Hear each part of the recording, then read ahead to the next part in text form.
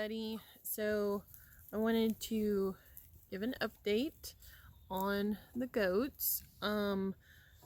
So we've had a couple of days of worrisome.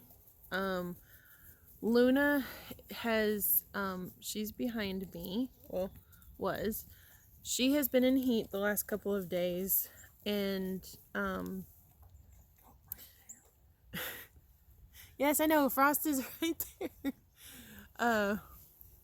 She has come into heat, and she's been bred. I did look on the calendar, and at first I was thinking that it was a mistake on my part with the penicillin injections, but I did look on the calendar, and she is due for, if it didn't take the first time, to where she would have come into heat this time. So we've seen her. Haas is still with her, but she has taken. There hasn't been any other does this past week to come into heat. So right now, her and Reba are the very last two of the season to get bred. So we're looking at, I think without looking on the calendar, but I think it's like somewhere around the 7th or after of April. So, and there they are. Okay, so there's Luna, and Haas has been on her the last day and a half, fairly well. She's still flagging, and he is just letting everybody know, hey, get away from her, she's mine. And hi Dorothy, since I've been in the pen, Miss Floppy here has been letting off some hormones. So I don't know. I'm pretty sure that she's bred. I'll have to look on the calendar for her. But Haas has been... Dorothy, stop. But Haas has been peeing on the beard. Hi, Haas. And just after Luna. And I'll show y'all. Okay, so whenever a doe is... You can see how swollen and kind of pink but almost red she is. That is an indicator that she is in a very strong heat. And so they have a new mineral tub in here, so Haas has been getting everybody away, but and of course now he doesn't want anybody messing with me. But so we'll mark it on the calendar as her being bred.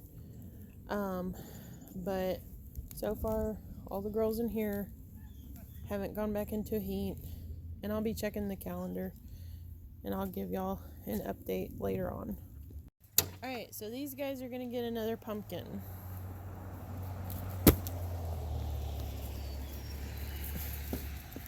And a few days ago watch it, Floppy. A few days ago we had a really hard frost, and so now all the pumpkins are not wanting to break open as easily. They're all being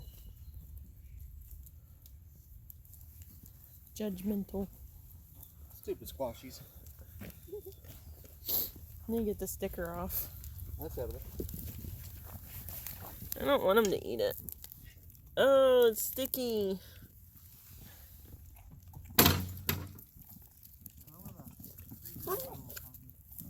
Okay, so Luna is doing better. I think she just had sort of like a respiratory infection or something going on. Sort of like whenever we have a sinus infection. She didn't have pneumonia, so that's good. She never had a fever with it. But we're still going to give her 2 more days of penicillin. And you can actually kind of hear, I don't know, but that kind of congested sound that she's giving. I don't know how well it's going to turn up on the camera, but that if you have a stethoscope, you can come right in here.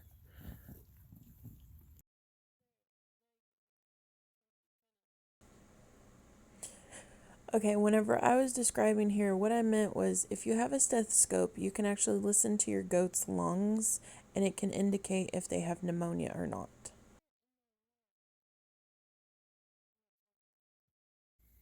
Alright, everyone, so the vet just left and we are assuming that Huckleberry has goat polio.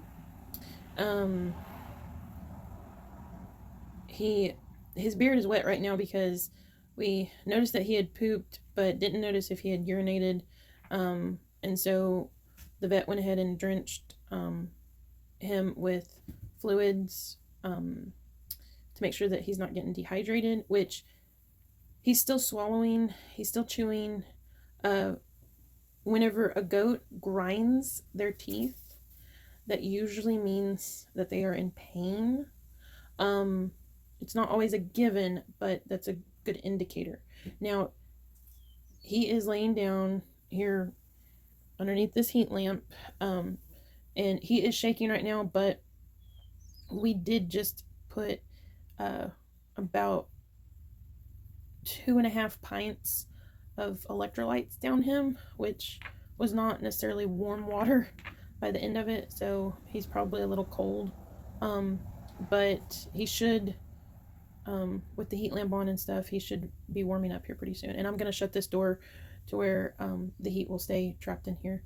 And of course, in an enclosed space that smells like a barn, we have flies. So I'm going to have to go and get some of our fly killer stuff and set out this afternoon. That way he's not overran with flies. But so one of the things with polio is it's a neurological disorder, which if you catch it early on and treat it aggressively, you can save the goat most of the time.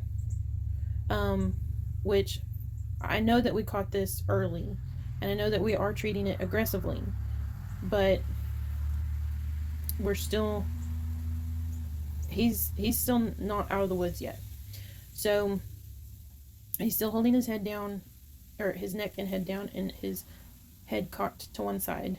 But one of the things with polio, since it is neurological, they tend to like go blind in the eyes. And right now he is not blind; he can see just fine. But I'll try to zoom in here. But his eyes, and he's not doing it right now. Well, a little bit. So his eye will go up and retract and go down, and go up and retract and go down. So that's not normal eye behavior. And so, and he's tired. He got stressed out.